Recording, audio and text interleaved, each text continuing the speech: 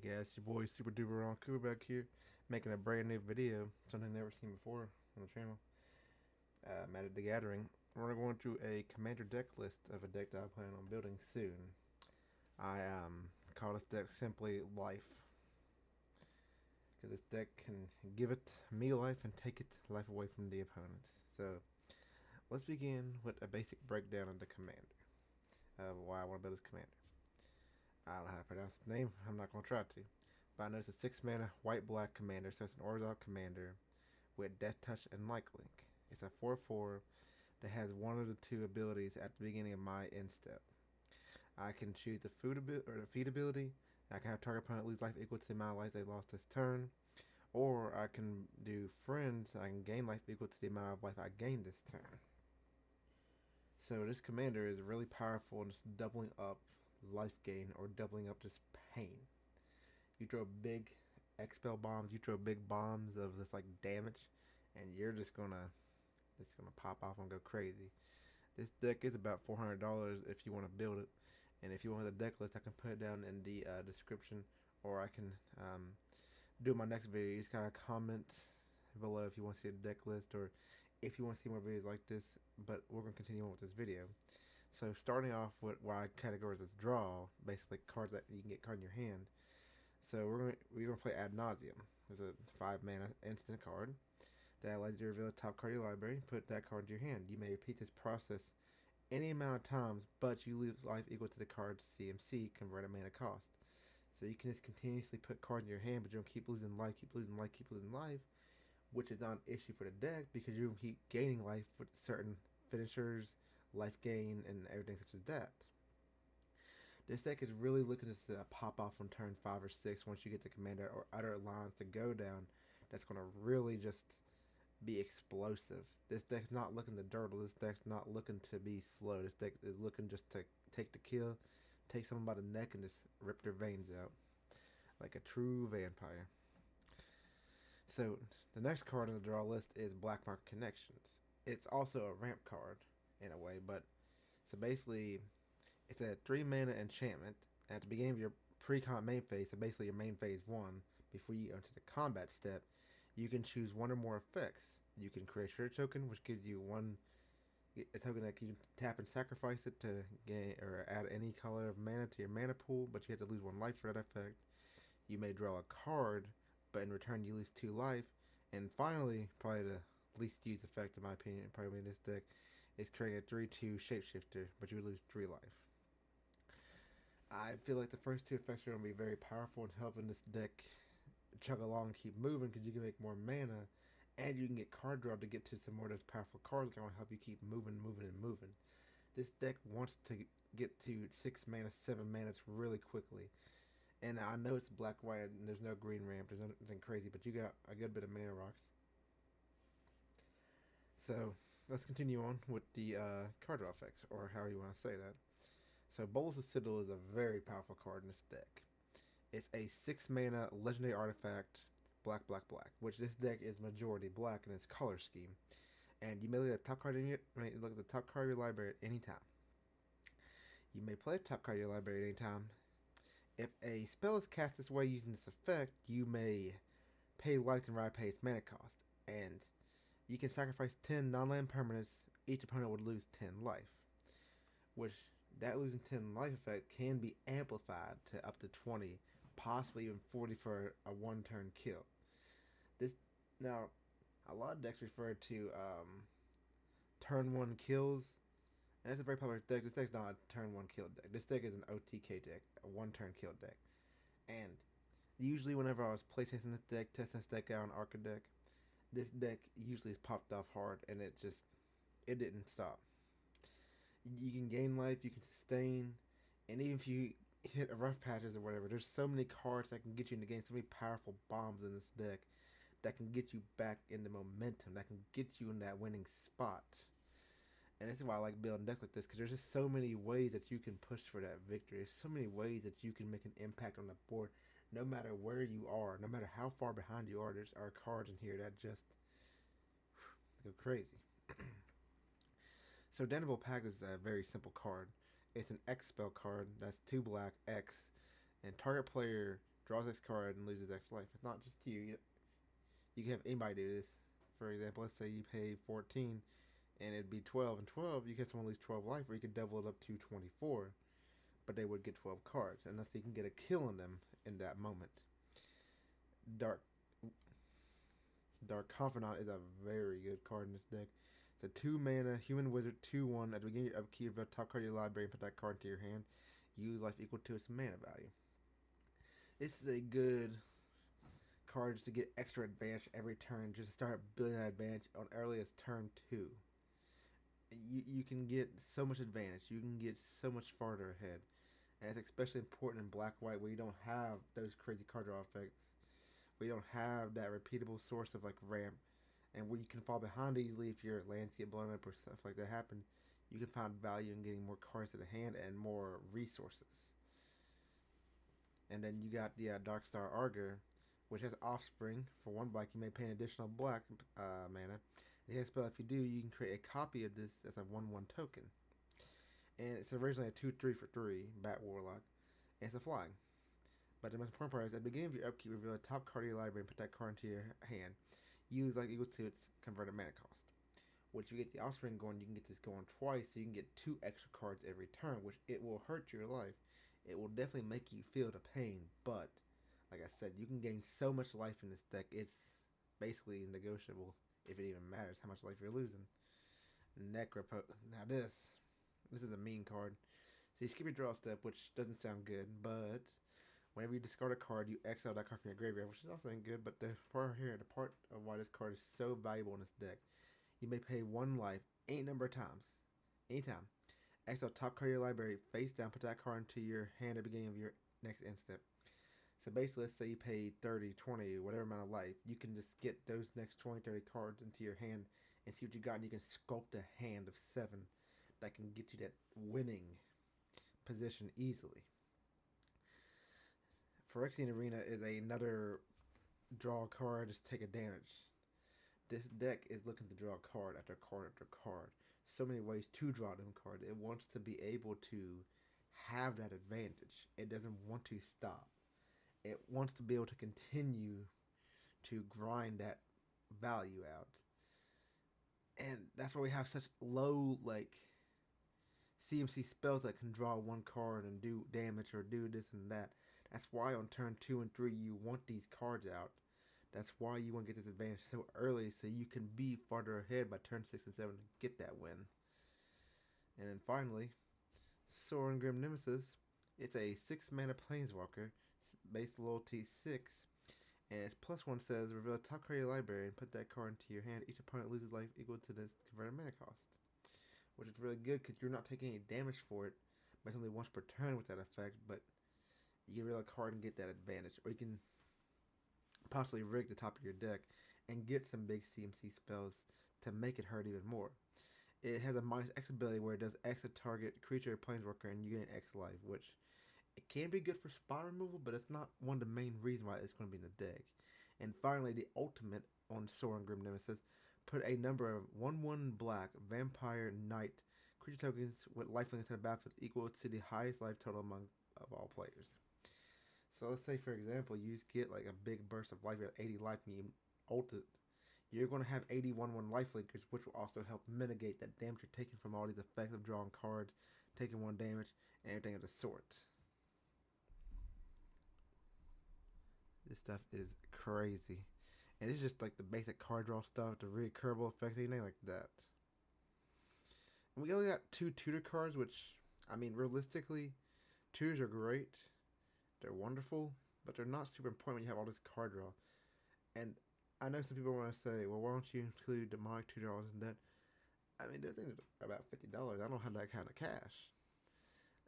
And I feel like that the more twos you have, the more clunky it kind of feels, because these effects allow you to draw a card and lose life. You can deal damage to yourself, which there's some advantages to in this deck of dealing damage to yourself. You just gotta wait till the end and see what I'm talking about.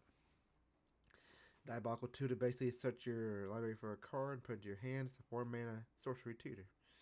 And then you got this card right here, which is a 1 mana sorcery with Spree. So you can choose 1 or more additional effects, which is really good in this deck as one of the main tutors, because you can add 2 more mana of any color, such as a for a card and put that card on top of your library. Then you can pay an additional 2 black for a total of 5 mana. You can draw 3 cards and lose 3 life. So basically you're drawing 1 card that you know it's going to be, then 2 more. So you get a free card and 2 extras as a little bonus for 5 mana. That is amazing value. That is really good. Now for 3 life. Now here's where we're going to get to the finishers.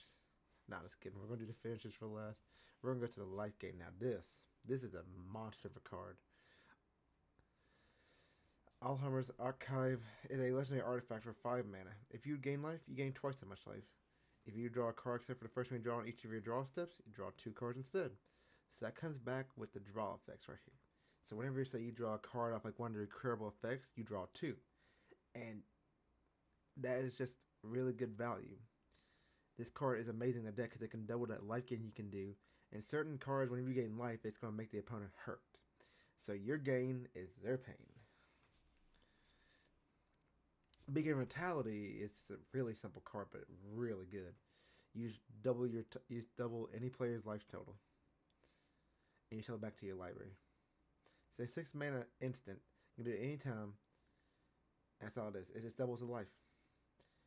And with the archive, you can quadruple your life if you're doing it to yourself, which is really good. And you got Children of Corliss, which is genuinely pretty amazing card. I didn't really think that was going to be that good. You can sacrifice this card. You gain life equal to the life you lost this turn. So, for example, like with Ad Nauseam, or any other cards that could deal a significant amount of damage, like, Necropotence, Ad Nauseam. Let's say you deal 35 damage to yourself. You sacrifice that, and you get all that life back. And you can do that again and get even more cards. It's amazing, excuse me, how one card can create such value, and it's only 18 cents. This card is really good in certain instances, just like this. You got Debt to the Deathless, which is one card I was questioning, but I really thought if it comes down to it in the end, you need a really good finisher. You can have someone. You can have each opponent. It's not one opponent. Each opponent. And it's 2 white, 2 black. So say you play example for 8 total mana. Each opponent would lose 8 life, and you gain life equal to the life lost this way. So you have 3 opponents, each of them loses 8. You gain 24 life, they're each losing 8. Which is really good and really potent and powerful with some of these certain other effects I'm going to be bringing up. But we got to continue to our own little life gain effects. Exquisite Blood is one of the infinite combos in the deck, but we'll talk more about those when we get to the finisher / later part of the video. Exquisite Blood, whenever an opponent loses life, you gain that much life. Very simple, very powerful, very crazy. Exsanguinate. It's an X black spell sorcery. Each opponent loses X life, you gain life equal to life lost this way. Basically Debt to the Deathless, but it's like not 2 times. And it's way cheaper. And it's just one of those effects that you can really just sink a bunch of mana to. If you're flame on mana, you can just gain a bunch of life and keep yourself in the battle longer. You can stay afloat a little bit longer till you find that key piece, that key combo. And you got Heliod's Invention, which is a really good card if you just want to gain a bunch of life. Or you have like someone who's playing artifacts and enchantments, which Commander is filled with amazing artifacts, enchantments, and stuff like that. And this is a very powerful, just like, you have, say, for example, Smothering Tide or Rhystic Study. You can just blow those up for 2 mana. 4 mana removal, remove 2 enchantments or artifacts, or you can gain 4 life for 4 mana. Either way, this spell is very flexible and very good in removal and life gain. And then we got a Rhino Monk, which has lifelink, and if you gain life, you gain twice that much life instead. So, for example, let's say you double your life total and you're at 40, and then you go up and you would gain 80 life instead, thanks to the Fate Mender. But then you would use your Commander and you would gain 160 life at the beginning of your end step. Which, that's going to be very important for a couple cards later that I'm going to show you. But as we continue down the life gain, We have Rodolph the Dustbringer, a 6 mana 4/4 vampire angel, excuse me. It has flying, death touch, lifelink. Whenever you gain life, this card gains instruction until a turn. At the beginning of your end step, you may pay one, either black or white. Whenever you do, return target creature card with convert or with mana value extra less from your graveyard to the battlefield, where X is the amount of life you gain this turn. That is going to be an amazing effect whenever you gain a bunch of life. But there's not many creatures in the deck that you want to return. There's not going to be many instances, but if there is, and you have that much life that you gain, you can basically return anything from your graveyard if that effect does ever arise. Plus, it's a really good beatdown stick between flying, death touch, and lifelink. It's very hard to block. It's very hard to maneuver around, and it also gains you life. And it can get indestructible just by you gaining life, so it's going to be impossible to remove. So it's just a little added bonus on the bottom there whenever you do need that effect, which is not going to be too often, but it's still there if you do need it. And finally, we got Sorin the Vengeful Bloodlord, a 4 CMC, 4 loyalty Sorin Planeswalker. And we already have two of these that we talked about, two Sorin Planeswalkers. And it says, as long as it's your turn, creatures and Planeswalkers you control have lifelink. So, for example, whenever we do use Sorin Grimness effect on a creature, it would have lifelink, and would gain life from that effect. Sorin deals 1 damage to target player or planeswalker. We would gain 1 life of that, and it would deal that 1 damage. And then minus X, return target creature card will convert mana cost X from your graveyard to the battlefield where. And that creature is a vampire additional to its other types. Which, the effect just giving lifelink and just doing all this craziness is amazing because everything that's on your battlefield is going to have lifelink. All your effects are going to have lifelink creature wise and planeswalkers wise. Which, some of these creatures are pretty big. Some of these creatures are going to have big powers, but they're not going to have the lifelink ability to gain life naturally. So that's why this card's in the deck. It might seem a little clunky. It might seem a little, whatever. But it's definitely in there for a reason. All these cards were put in there through careful play testing and about a month or 2 of research. This deck, I'm trying to fine tune this deck as much as possible as at this point in time. Blind Obedience, this gives you time. This gives you a way to stall if need be. I know I said this deck doesn't like the Dirtle, but if you do get stuck, if you do need that little bit of time, then this will be perfect for you. And when you cast a spell, you can extort and gain that life, so you can be a little healthier, so you can do what you need. But it's not usually that your deck's going to Dirtle. Now, Bloodletter. If an opponent would lose life during your turn, they lose twice that much life instead. As you can tell, this is a painful category. Slowing your opponents, making them lose twice as much life. Oh, buddy, you're gonna love this one. Maybe you gain life, each opponent loses 1 life. This is part of crazy infinite combos, but we'll get to that soon. It's a very simple card though. At the beginning of your upkeep, this thing deals 1 damage to each opponent. You gain life equal to the damage dealt this way.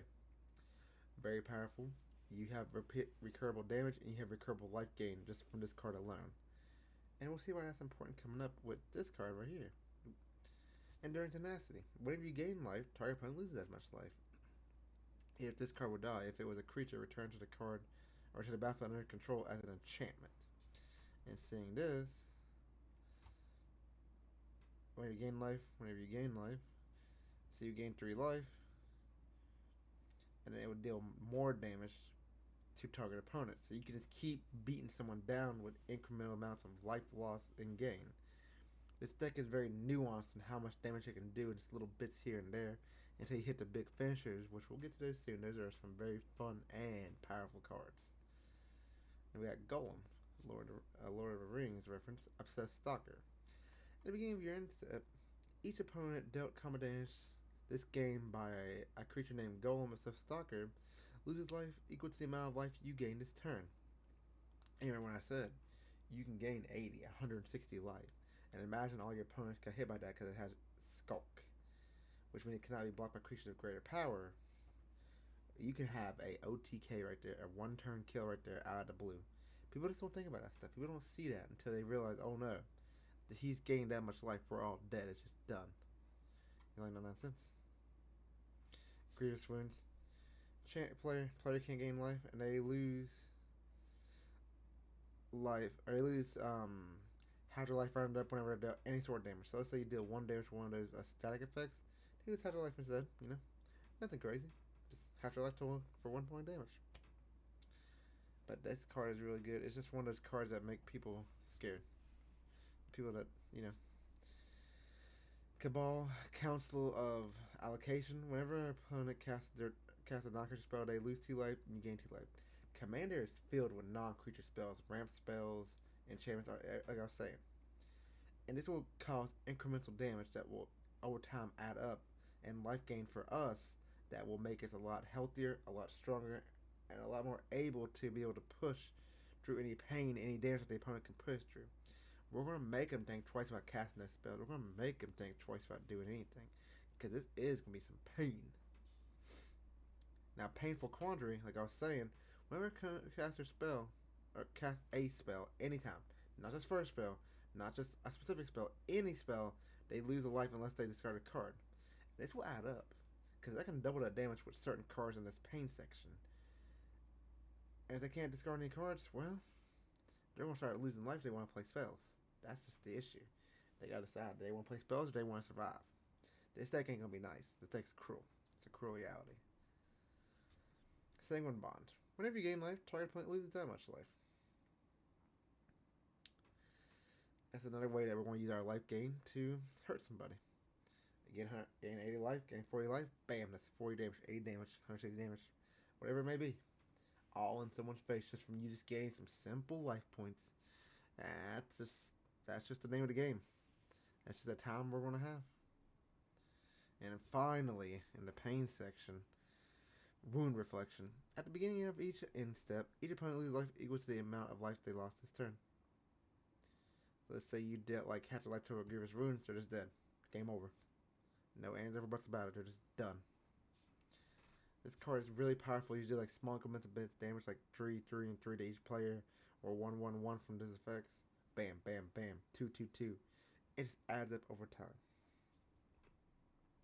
We'll get to the basic ramp. Arcane Signet, add 1 mana of any color to your commander's identity. It's just nothing crazy, but it's definitely helpful in a deck. Any commander deck.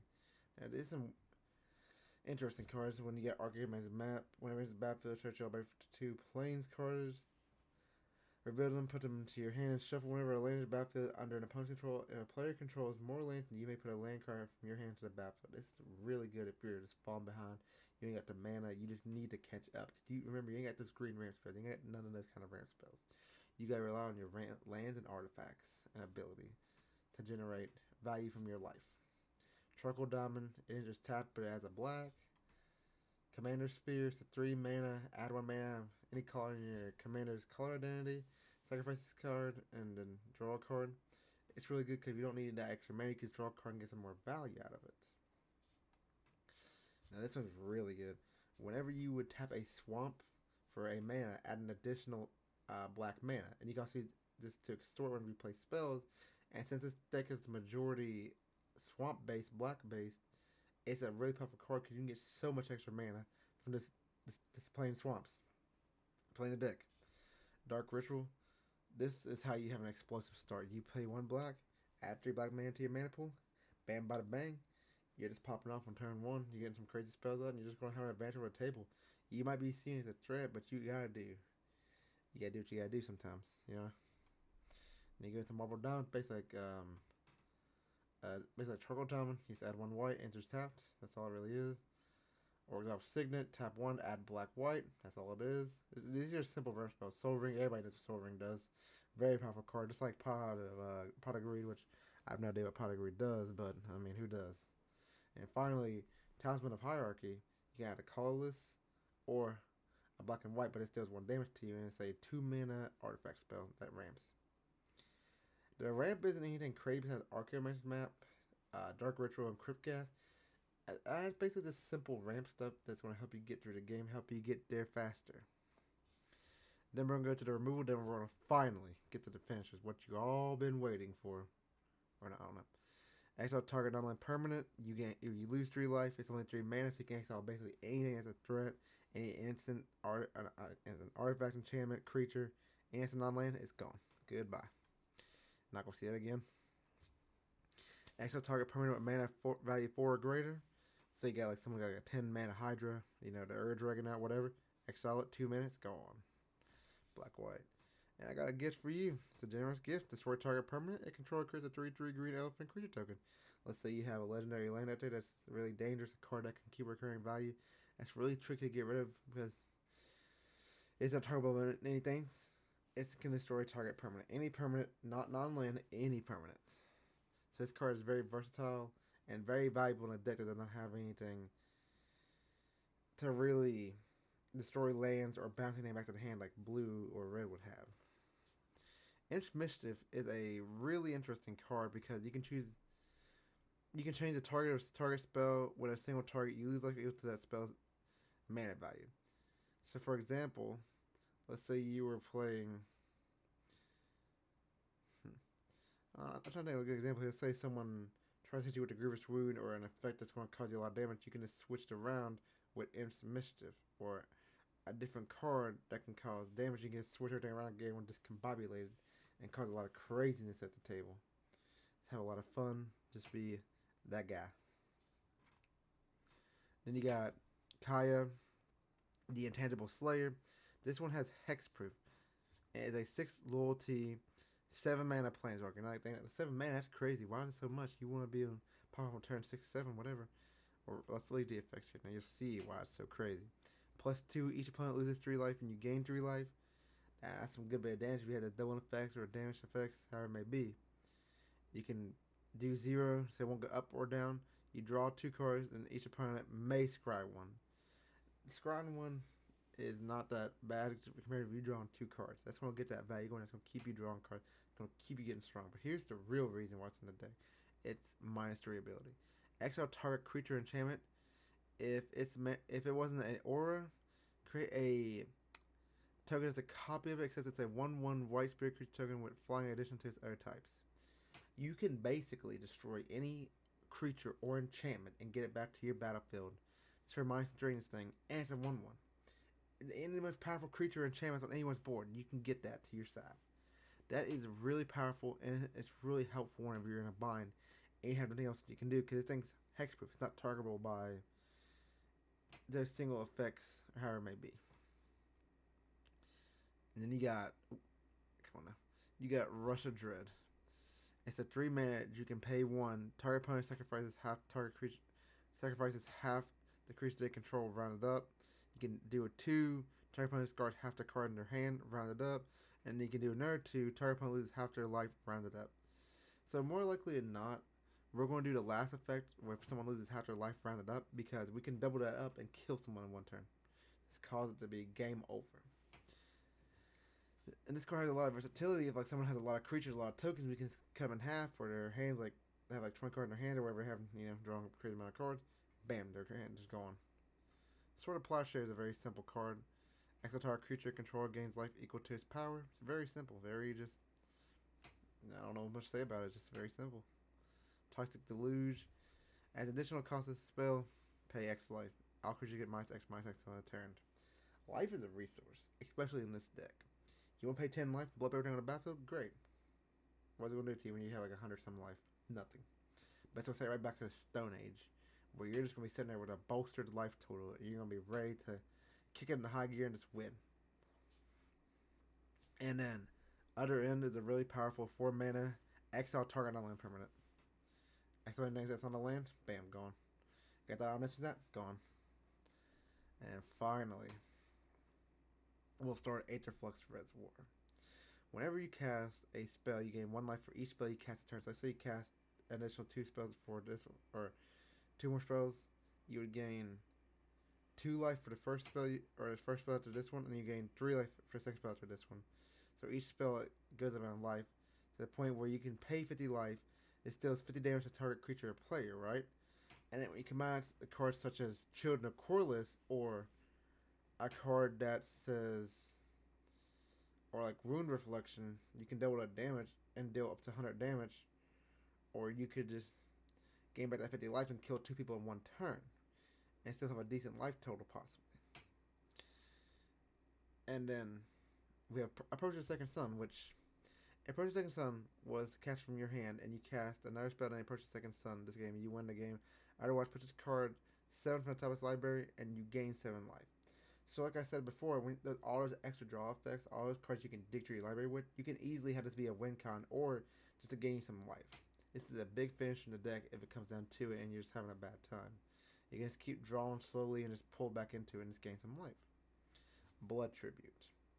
This is a kicker. So you can tap an untapped vampire you control, which your commander is a vampire. It's a 6 mana sorcery. Target opponent loses half their life till a roundup. If this card was kicked, you gain life equal to the life lost this way. So, for example, let's say you have someone lose half their life total at the beginning of the end step. Let's say you have Wound Reflection or your commander out or Golem the Obsessed Stalker. You can just kill them in one turn with that. There's just so many ways that these cards interact with each other. Just make it one turn, boom, done, gone. Not coming back today. And then you got a very powerful card here. You can win on turn 1 if you get enough mana to play this. It's a Vigilant Lifelink 4/6, 6 mana cat beast. At the beginning of your upkeep, if you have 40 or more life, you win the game. As long as this card is not getting removed or it's dealt with, you just win. There's no question about it. And Fraying Omnipotence. It's a 5 mana sorcery. Each player loses half their life, and discards half the card in their hand, and then sacrifice half the creature they control rounded up each time. So, as I said before, this is a kind of like saying the same thing over and over again. All the effects that double this life loss, all the effects that do all this and that, it just kills someone in one turn. Because you use Wound Reflection on one opponent, use your commander on another opponent, and then use whatever effect on another opponent, and then bam, you're just killing 2 people in one turn. Just out of nowhere, just blowing people out of the water and having a good time. Now, Peer into the Abyss is a funny card. Target player draws cards equal to half the number of cards in their library and loses half their life rounded up each time. Now, if you're really looking to draw a whole bunch of cards, you can use on yourself and lose half your life, which it may not be that bad because you get half your library and you get so many powerful cards you can just win the game off that, or you get somebody lose half their life and it's die at the end of the turn if they can use those cards. Basically making that card draw useless for them. And let's get this card. Oop. So we got Revival / Revenge. The revival part really isn't too important. Revenge. 6 mana, black-white sorcery. Double your life total. Target opponent loses half their life rounded up. So whenever you gain life, for example, and someone loses life from that effect, that they're just done. And then, like I said before, and I'll say it again, but Wound Reflection, your commander, they just lose. That's all there is to it. It's just game over at that point. Sorin Markov, -3. Target opponent life total becomes 10, which means if they're at 40, they lose 30 life, and you can make them lose that much more life, and they just lose. +2, you can deal 2 damage to target creature or player, you gain that much life, which can be even more incremental with Reflection Wound or a double with the life gain effects and everything like that. -7, you control target player during that player's next turn, which is a good effect, but it's not going to be really used for that kind of effect. Just that -3, target opponent's life total becomes 10. It's the biggest and most powerful effect on this card. Sorin House of Markov is a lifelink extort card. At the beginning of your post-combat main phase, if you gain 3 more life a turn, exile this card, then returns to the battlefield transfer under your control. Now let's flip it and see what it says. It has extort still, +2 you can create a food token, -1 you can have this card deal damage equal to the number of life you gain this turn to any target. So for example, you gain like 40 life, bam, you shoot someone down for 40 life, it's -1. Kind of like an Aether Flux Reservoir, but you don't have to pay any life. You just get the natural value from just gaining that life. What this deck does the best. And then -6 gain control of target creature becomes a vampire in addition to the other types. Put a life encounter in that. If you control a white permanent other than that creature or Sorin. So basically, let's say you want to steal something really powerful like a Blightsteel Colossus, you can put lifelink on it if you control another white permanent. Which this card overall just has a great bit of value to it. Tainted Sigil. This is a really good card. So let's say, for example, you have everybody's life total and they're all at 40, right, including yourself. That's around 60 life that's lost. You sacrifice it, you gain 60 life back. While everybody else is still at 20, you're at 80. You take their pain and turn it into literal gain, including your own. And what affects, like, reflection of the moon, double of your life, doing this and all that, it's really, really powerful. Then we got Torment of Hellfire, which is another really powerful card. Repeat the following process X times. Each opponent loses 3 life unless that player sacrifices a non-land permanent or discards a card. Let's say they can't discard a card, you do this 15 times, 30 life, right? They're not going to die until they hit it with their wound reflection. They lose that much health, they lose that much life, and it just hurts them. Or they have Grievous Wound on them. They can get dealt a lot of damage. They keep losing half, till they get to like the 1 life, and they die. In so many ways, that can be crazy and work with itself. This is another infinite combo piece where whenever you gain life, target opponent loses that much life. It's like an infinite combo. It's one of the main finishers. You can pay 5 black creatures you control gain lifelink until the end of the turn. And finally, the mage, the Vitopian skill mage, you can pay 1 black-white, target creature gains life until the end of the turn, or you pay 1 black light. When we gain life this turn, each opponent loses that much life. So, for example, let's say whatever something says, an opponent loses life, you gain that much life. It's every opponent. So that's basically a win on the spot right there. This deck is very, very powerful. It can make people very salty. And I recommend, if you want to build this deck, do it in your own way. Do it however you want. Because I like building commander decks. I have about 6 of them of my own. And I found the variety and the overall nature of each deck is so different that it's like playing a different game every time. It's just so much fun just to be able to have such different varieties of decks, different games you can play. And the fact is, this deck right here, I like it so much because it's just so like able to pop off and just go crazy and just cause chaos just with a couple cards. And I like big, amazing effects that cause this everything to go wild.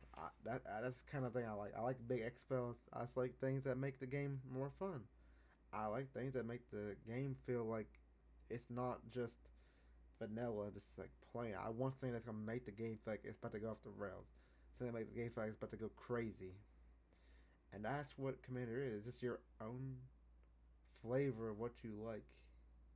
It's your own just style of how you want to play. You don't have to be limited to games. Like you could play Blue Burn for all anyone cares. You do that, bravo, you get points from me. But finishing off this video, if you want to see more videos like this, I can go to my actual create commander deck. I can do a stream of those, a video of Muldrotha or Bosch or however. Okay, I got a Muldrotha deck, the Gravetide. I got Bosch the Iron Golem. I got Geshatson's Avatar, and I got Xanathar the Guild Kingpin. I got Rune the Hidden Realm. And if any of y'all want to see any of those decks, or just have me go through a list of those, just comment one of those names, like the video, and just tell me if you want to see more of this. Every like helps me to see that you enjoy this content and that I can keep making it, because I enjoy talking about this stuff. I enjoy going through the combos and just showing what can be done with these certain things, because it makes my brain just run. It makes the hamster wheel in my brain run. It's a great time. But I appreciate any of y'all who do watch this, and I appreciate any likes that may come from this. Just let me know if you want to watch more videos like this, or what you do want to see from me, because I can do any form of content that is YouTube appropriate. I appreciate y'all if you have been here this long, and I appreciate you watching the video. Have a wonderful night, have a wonderful day, wherever you are. Just have a good time. Peace out.